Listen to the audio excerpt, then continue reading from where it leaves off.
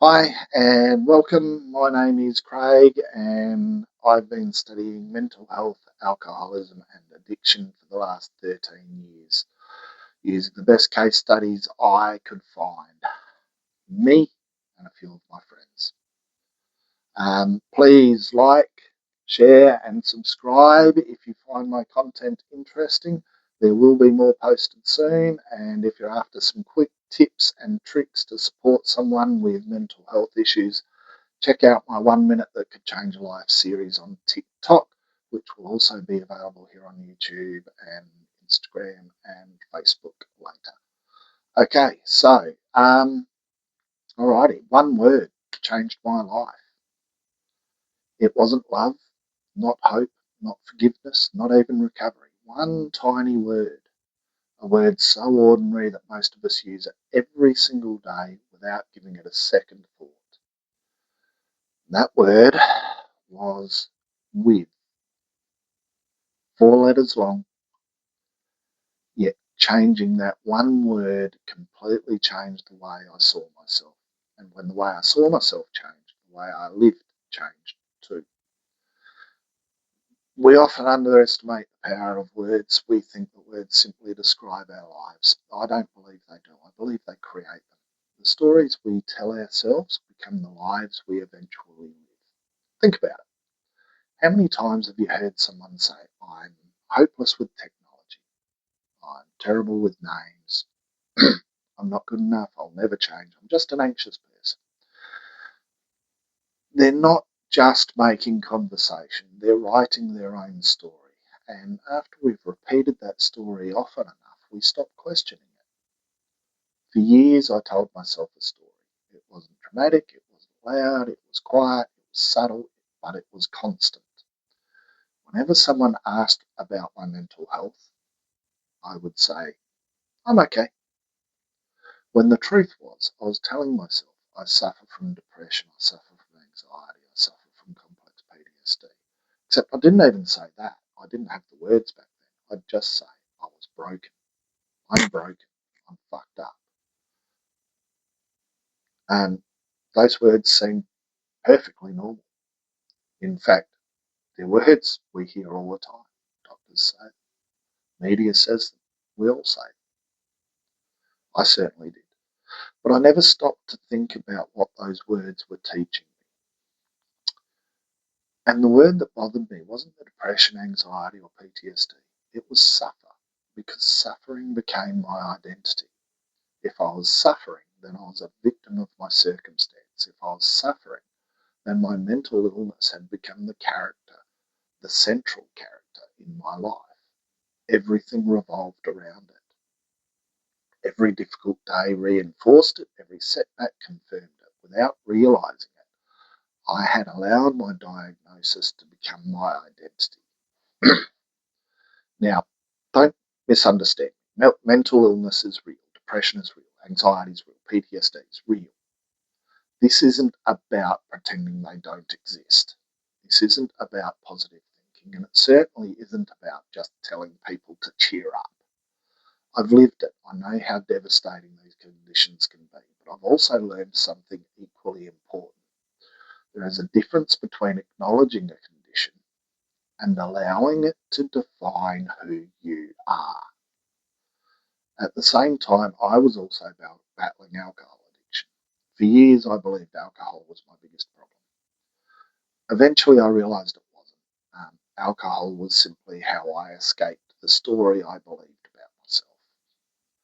If you constantly tell yourself you're broken, you'll eventually look for something to numb the pain. For me, that was alcohol. For someone else, it might be gambling or food or work or drugs or shopping or social media or whatever. The method changes. The reasons often don't. We're trying to escape a story we no longer know how to rewrite. Then one day something happened. No dramatic breakthrough, no lightning bolt, no life-changing seminar, no miracle cure, just one sentence. Someone said to me, "I live with depression. It's my roommate that lives rent-free in my head." And I'd never thought about it before like that.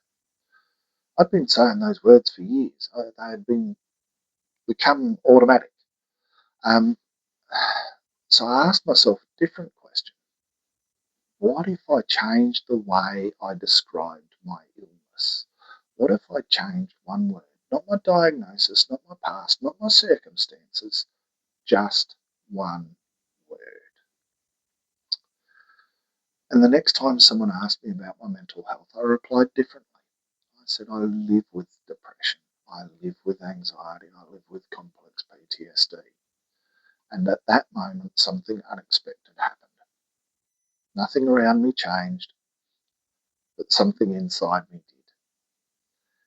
And for the first time in years, I realised that mental health was part of my life, but it wasn't my entire life. I wasn't pretending the struggle didn't exist. I was simply refusing to let it become my identity. It was no longer the author of my story. It had become one chapter, and that single change became the beginning of everything that followed. Can changing one word really change a life? Not by itself.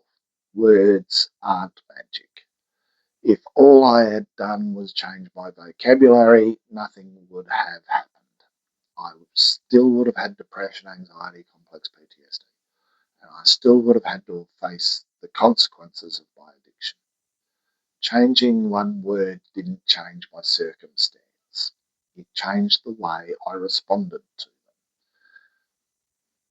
And sometimes that's where real change begins. I started thinking about the people I admired most. Not one of them had had an easy life. Some have lost loved ones, some experienced trauma, some lived through addiction, some battled illness, some had failed spectacularly before succeeding. None of them escaped hardship. They simply refused to let the hardship become their identity. That was the difference. They didn't deny what happened. They just didn't let it define who they were. I realised I'd spent years introducing myself by my struggles. Not out loud, but in my own mind. I wasn't Craig. I was the bloke with depression, the bloke with anxiety, the bloke who couldn't control his drinking, the bloke who'd made terrible mistakes, the bloke who'd hurt people. I was the bloke who was fucked up. And that was the story I repeated every day. And because I believed it, I behaved like it was true. One of the greatest lessons I learned during recovery was this: identity drives behaviour. If you believe you're broken, you'll often stop trying to fix anything. If you believe you'll never change, you'll stop looking for opportunities to grow. If you believe you're beyond help, you probably won't ask for it. Not because change is impossible, but because you've already decided that it is. But what if the opposite is true? What if believing you can change makes change more likely? Not easy, not quick, not guaranteed, but possible. Recovery began for me when I stopped asking, why am I like this, and started asking, what can I do today? It was a small shift, but small shifts have a way of changing direction. When you change direction, you eventually change your destination.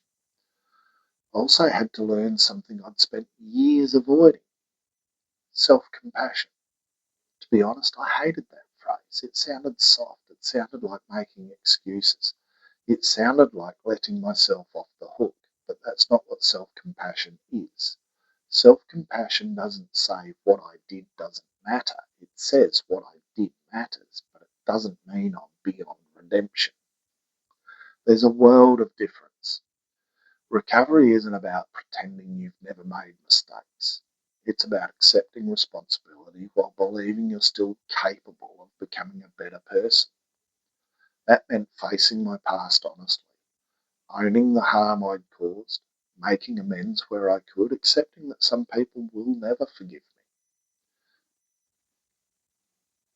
and understanding that forgiveness from others was never something I was entitled to. What I was responsible was becoming someone who no longer repeated those behaviours, because an apology without change is just another empty promise. Real change is lived, not spoken. Something else changed too. I stopped seeing recovery as reaching a finish line. For years I thought one day I'll be fixed. But that's not how life works. Recovery isn't about becoming perfect, it's about becoming present. It's about learning to live with difficult emotions instead of running from them. It's about recognizing that setbacks don't erase progress. It's about understanding that some days will be hard and choosing to keep moving anyway. I no longer wake up trying to win the rest of my life. I wake up trying to win today, and then I do the same thing tomorrow. People ask me, do I still have depression? Yes. Do I still have anxiety? Absolutely. Do I still live with complex PTSD? Yes. The difference is they no longer decide who I am. They influence my life. They don't control it. There is a huge difference between carrying a weight and allowing that weight to carry you. Changing one word didn't remove my struggles. It removed something far more dangerous: hopelessness. Because once I stopped identifying as someone who simply was suffering, I started seeing myself as someone who was living with challenges, living with scars, with responsibility and hope. And that's when I realised something else. The most important conversation we will ever have is the one we have with ourselves. Because if we can change that conversation, we can begin to change our lives. I'd like to ask you a favour. For just a moment, become aware of the voice inside your own head. The one that's been talking to you while I've been talking to you. We all have one. Sometimes it encourages us, sometimes it protects us, but sometimes it becomes our harshest critic. It reminds us of our failures, it replays our mistakes, it tells us we're not good enough, not smart enough, not attractive enough, not successful enough, not worthy enough. And if we're not careful, we start believing it. The interesting thing is that we would never speak to someone we love the way we often speak to ourselves. Imagine your best friend came to you and said, I made a mistake. You wouldn't say, that's because you're a loser. Well, maybe you would, but it would be done in jest. What you'd probably say, though, is, you're human. If they said, I'm struggling, you wouldn't tell them, get over it. You'd sit with them. You'd encourage them. You'd remind them that this difficult chapter doesn't define their whole life. So why don't we offer ourselves the same grace? Over the years, I've come to believe something very simple. We all carry labels.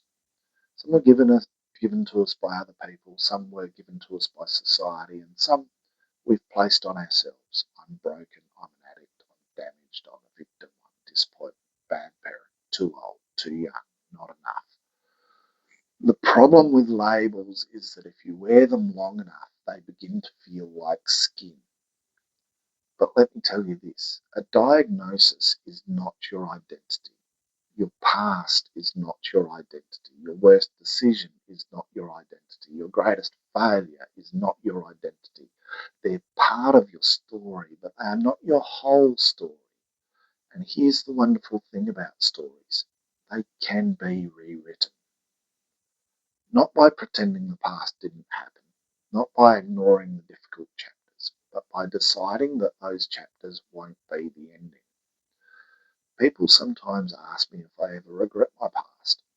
Of course I do. I regret the people I hurt, the years I lost to addiction. I regret believing I had to carry everything on my own. I regret staying silent for so long, but I don't regret sharing my story. Because every time I tell it, someone comes up afterwards and says, I thought I was the only one.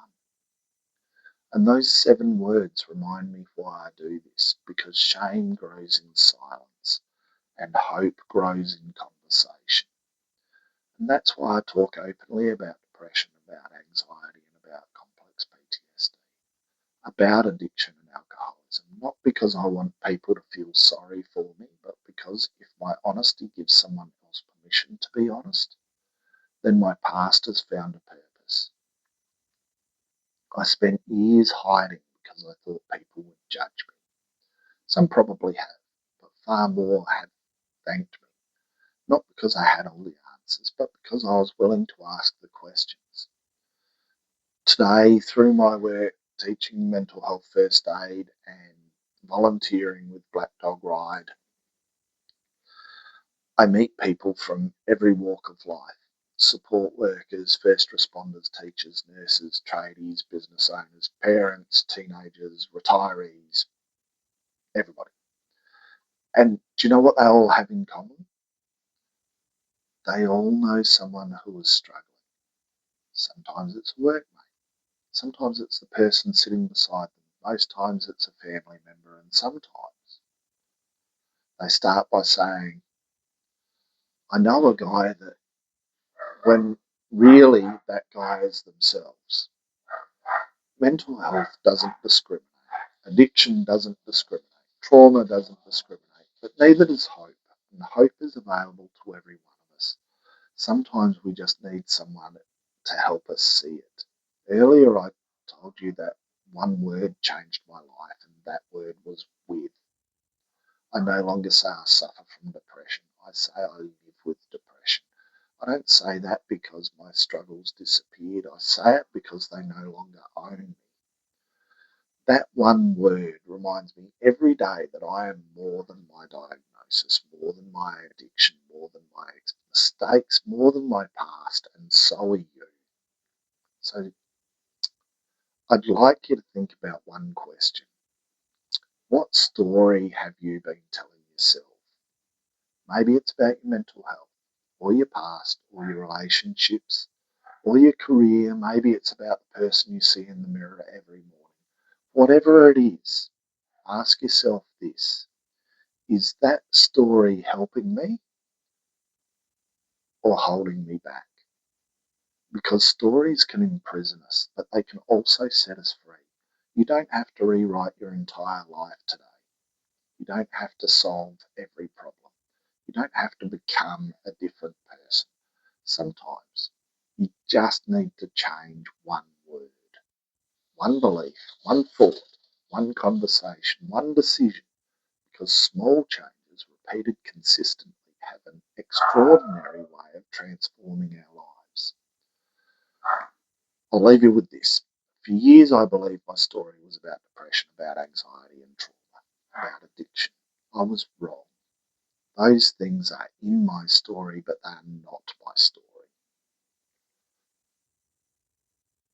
My story is about hope. It's about resilience. It's about accountability and compassion. It's about recovery. It's about learning that no matter how dark yesterday was, tomorrow is still unwritten. So be careful with the words you use, especially the ones you use about yourself, because the stories we tell ourselves become the stories we live, and sometimes changing one word can change everything. Thank you, and remember, the first step in overcoming mental health stigma is talking about it, and together we can make a difference. If you find my videos interesting, please like, share, and subscribe. The buttons are down there. Follow me on TikTok for my 1 minute that could change a life series. Thanks.